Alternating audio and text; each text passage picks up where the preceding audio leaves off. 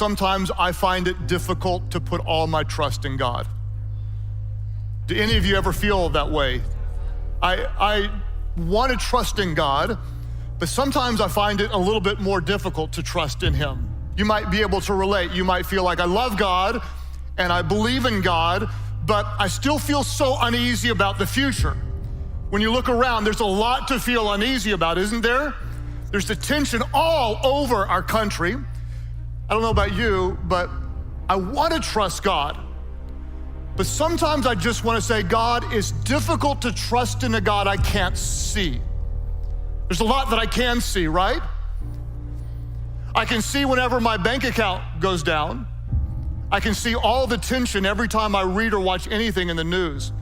God, I want to trust in you, but it's hard when I don't really see you. Or some of you might say, how can I trust in God when I did trust in God, but He didn't do what I asked Him to do? I prayed, I had faith, I believed and I trusted Him, and He could have, but He didn't. I really want to trust in God, but sometimes it's just not easy to do. We all go through things in life that don't make sense. A friend walked out of a relationship, the company's downsizing, they don't need us anymore, business went down, dreams are put on hold. Sometimes it feels like we're going backwards. It's easy to live frustrated and think, God, why is this happening? But we're not going to understand everything that happens. God's ways are not our ways. He can see things that we can't see. And just because it's not fair doesn't mean that God is not in control. Your steps are being ordered by the Lord. If He allowed it to happen, He's going to bring good out of it. He promises all things work together for your good. On its own, it may not be good. It wasn't fair, you're uncomfortable, but when it all comes together, you're going to see how it works to your advantage. The difficulty, the delay, the betrayal was all instrumental in you reaching your destiny. You can choose to trust God right now, or you can choose to trust in the systems of the world. And you got to be very careful here, because if you make a choice to trust the systems of the world, those systems may fail. But when you choose to trust God, He never fails.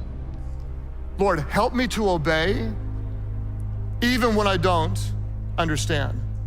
This doesn't make any sense to me, but because you're asking me to do it, and because of who you are, God, I'm choosing to put my trust in you. And this action leads us to the conclusion that you don't have to understand completely to obey immediately.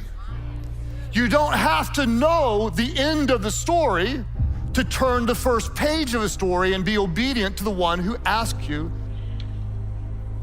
The question that never goes away, why? And you can ask it all you want to, but it's the question that rarely gets an answer. Even Jesus said, my God, why have you forsaken me? The Bible doesn't say that God said anything back to Him. So the next thing Jesus said was, into your hands I commit my spirit. I love that. Proverbs 3, 5 and 6 says, trust in the Lord with all your heart. Lean not on your own understanding, but in all your ways acknowledge Him. The word acknowledge comes from the Hebrew word yada, which means to know. In all your ways, know Him, and He'll make your path straight. In all your ways, you know Him. You know Him on the mountaintops, and you know Him in the valleys. When you know Him in the good times, you learn to trust Him in the bad times. How do you know God? How do you know Him? How do you know Him intimately? How do you know Him, trust Him, walk in Him? The only way that you can know Him is to be close to Him. And the way to be close to Him is to cling to Him. Not just to be close in proximity, but to hold on to and to not let go. Here's the key. In order to hold on to God, you have to let go of whatever else you were previously clinging to. In order to trust in Him, you lean not on your own understanding. Can I say for a moment, that's just hard? to tell me not to lean. I'm wired to lean on my own understanding. Some would say it's a strength that I can figure this out. But when you get to the place where you let go of your own understanding, your own plans, your own desire, your own will, your own strategy, your own place of comfort, and when you cling to one who is a rock who will never fail you, you cling to the faithfulness and the goodness of the only one who really is good, then anything else that brought you the illusion of security before fades away in the presence and the strength of the goodness and the grace and the presence of God. Don't let go. Cling to the promises of God. God, I thank you that I can cast my cares upon you because you faithfully care for me. God, I'm clinging to your truth that you will provide all of my needs according to your glorious riches in Christ Jesus. God, I thank you and praise you that you're working in all things to bring about good, God, to those who love you, who are called according to your purpose. God, I cling to your truth that you will never leave me, God. You will never forsake me, God, that when I draw near to you, God, you always draw near to me. God, thank you. You are close to the brokenhearted. God, you save those who are crushed in spirit. God, you are my refuge. You are my strength. You are my help in time of trouble. In order to cling to the goodness of God, you have to release that which you were clinging to before. Lord, help me to trust you, to cling to you, even when I don't understand. God, help me to trust you and obey even the smallest of promptings, even if they don't make sense to me. I don't know the outcome. Got no clue of the outcome. And the good news is, outcome is God's responsibility. Obedience is yours.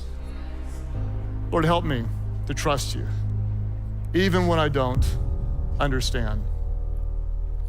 What I promise you is God will prompt you in some way. He'll invite you to trust him. And what you'll discover is that big miracles often follow simple acts of obedience. Trust is, think about these words when I say this, it's reliance on the integrity, the strength, the ability, the surety of God. It's confidence. And here's what I really like, to rely upon or to place confidence in. To rely upon, when you rely upon something, you lean on it. Who or what are you leaning on in the midst of hard times, in the midst of lack, in the midst of hurt, in the midst of sickness and disease? Who do you lean on the most?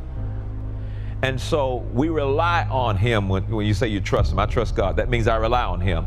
I trust God. That means I have confidence in his certainty. I trust God. I have confidence in his integrity. I have confidence in his strength. I have confidence in his promise.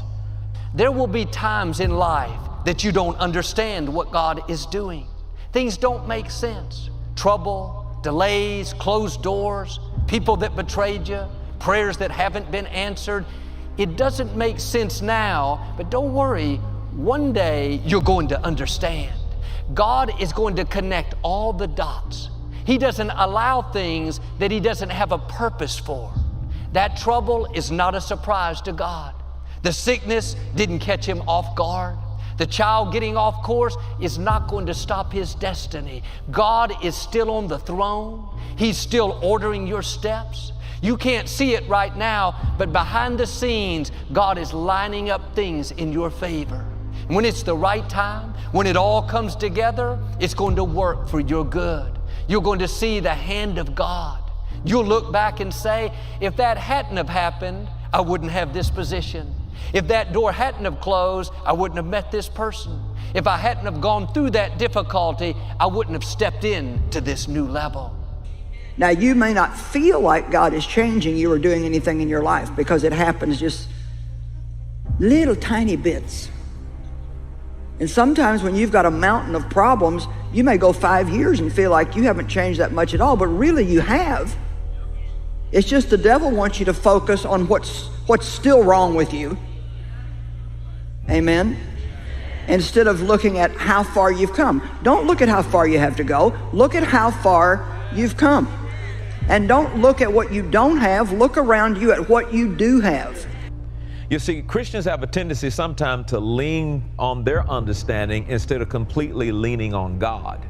And so you got to decide that when it comes to trusting God, am I going to trust Him all the way, or am I going to trust Him 30% of the time and then trust something else 70% of the time?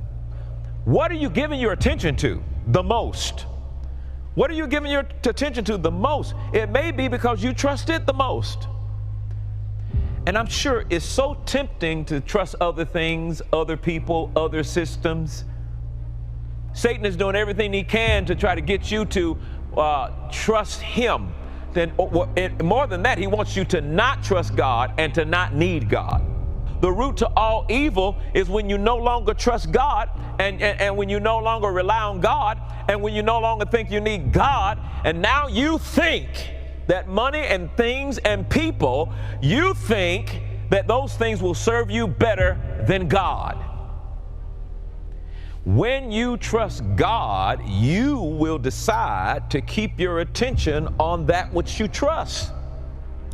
I trust God, so I'm going to keep my attention. I'm going to tend to the Word. I trust God. I'm going to give my attention to God. I'm going to fellowship with God. I'm going to practice the presence of God. I trust God. As I trust God, I'm going to keep my mind, whose mind is stayed on Thee, because you trust Him. When you trust God enough to give your attention to Him, He says that'll keep you in perfect peace. It'll keep you in perfect peace. You may not understand what you're going through. You could live worried, discouraged. Try a new approach. God, I don't understand it, but I trust You. I know You're in control. You're working all things for my good. So I'm not going to live upset. I'm going to stay in peace, knowing that You will get me to where I'm supposed to be. Have you committed your cares to Him? That's why He said, cast all your care on Him, because He cares for you. Have you committed your trouble to Him? Have you committed the persecution to Him? Have you committed the lack to Him? Have you committed the relational, discord to Him? Have you committed the hurt and the brokenness and the pain to Him? Because you trust Him, you will commit your ways unto the Lord. It's very freeing when you can say, God, I don't understand it, but I trust You. Doesn't seem fair, but I'm not going to live bitter. Had some bad breaks, disappointments, but I'm not going to go around sour. I know You're still in control and You will work out Your plan for my life.